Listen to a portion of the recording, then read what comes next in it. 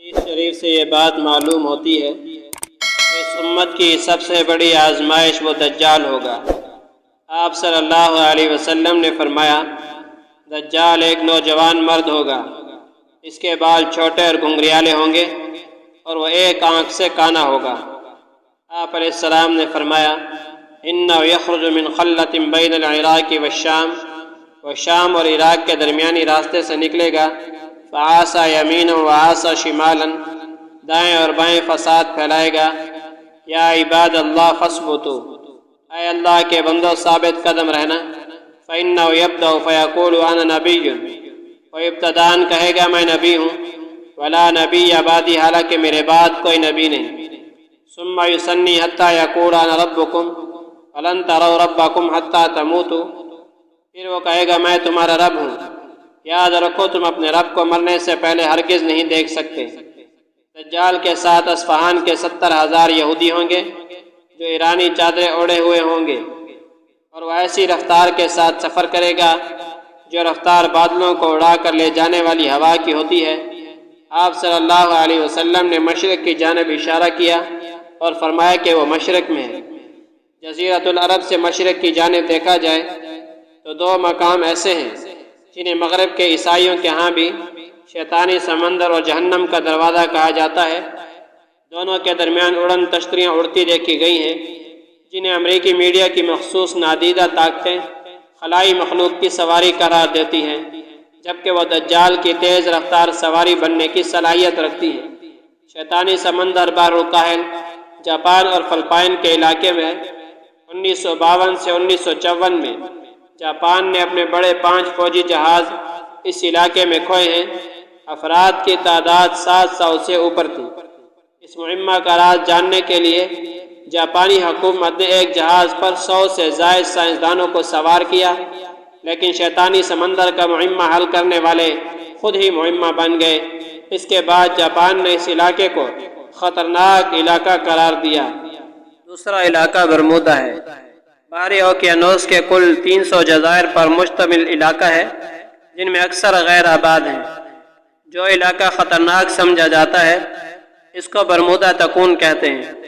اگست 1800 عیسوی میں امریکی کشتی انسرجنٹ بغیر کسی حادثے کے غائب ہو گئی۔ اس پر 340 مسافر سوار تھے۔ جنوری 1880 عیسوی میں اٹلانٹا نامی برٹش جہاز غائب ہوا، اس پر 1290 افراد سوار تھے۔ اپریل 1970 میں امریکی مال بردار جہاز ملٹن ٹریڈ غائب ہوا۔ مارچ 1973 عیسوی میں جرمنی کا مال بردار جہاز انیٹا غائب ہوا۔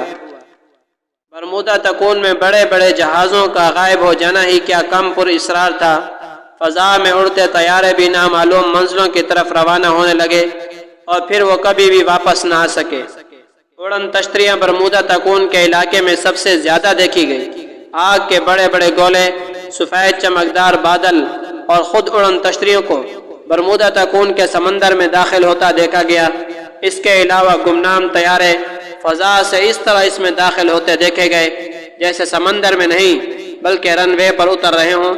بہت سے لوگوں نے اس مسئلہ پر نکتہ چینی کی اور اس سے متعلق اپنے اپنے نظریات بیان کیے۔ پسند عیسائیوں کا خیال ہے کہ برمودا تکون جہنم کا دروازہ ہے۔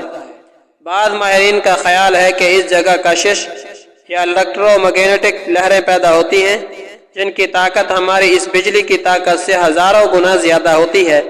چنانچہ یہ انتہائی طاقتور لہریں جہازوں کو توڑ کر ان کا نام و نشان مٹا دیتی ہیں اور برمودا کے اوپر اڑتے طیاروں کو کھینچ لیتی ہیں۔ اسی وجہ سے برمودا تکون کے علاقے میں کمپاس کام کرنا چھوڑ دیتا ہے۔ ایک نظریہ یہ بھی ہے برمودا تکون کے اندر اڑن تشتریاں جاتی دیکھی گئی ہیں، چنانچہ وہاں ان میں سوار خفیہ قوتوں کے ٹھکانے ہیں جو اپنے مخصوص مقاصد کے لیے طیاروں، جہازوں اور افراد کو اغوا کر لیتے ہیں۔ یہ حقیقت ہے کہ وہاں پانی کے اندر چھوٹی چھوٹی غاریں پائی گئی ہیں۔ مصری محقق محمد عیسیٰ داؤد کے مطابق شیطانی سمندر اور برمودا تکون کان دجال کے زیر استعمال ہیں۔ اس نے باقاعدہ قلعہ نما محل بنایا ہوا ہے جو تکون کی شکل کا ہے۔ اور میرے محترم بھائی دوستو، ہر نبی نے آ کر اپنی امت کو اس بڑے فتنے سے ڈرایا اور محمد صلی اللہ علیہ وسلم نے اپنی امت کو اس سے آگاہ کیا۔ اور اس فتنے سے بچنے کے لیے چند اعمال بتلائے۔